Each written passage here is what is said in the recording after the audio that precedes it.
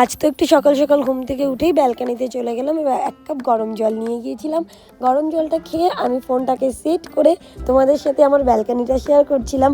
আর এই যে আমি এই বসার জিনিসটা নিয়ে এসেছি, এটাকে কি বলে আমি ভুলে গেছি। খুব ভালো বসতে যে কি মজা লাগে আমার।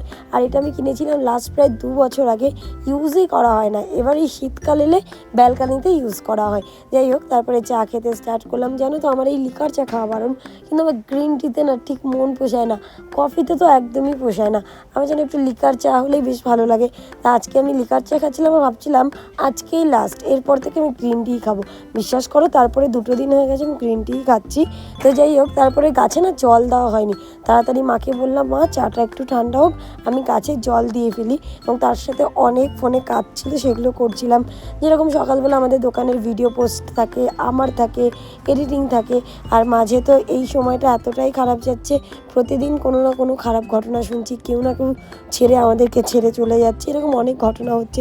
রিসেন্টলি আমার বাবার মাসির মেয়ে, মানে আমাদের পিসি, সেও নেই আমাদের মাঝে। তো সব মিলিয়ে মনটা একটু খারাপই ছিল। তারপরে এসে বসলাম, গাছে জল দেওয়া ডান। এবার গেলাম ব্রেকফাস্ট করতে। ব্রেকফাস্টে আজকে আমি ম্যাগি করব।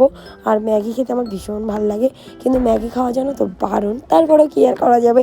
তো যাই হোক, ফোনে একটা ফানি রিলস দেখছিলাম আর তার সাথে একটু কথাও বলছিলাম। আর আজকের সকালটা আমার বেশ ভালোভাবে এইভাবেই কেটে গেল। দেখা হচ্ছে নেক্সট ভিডিওতে তোমাদের সাথে।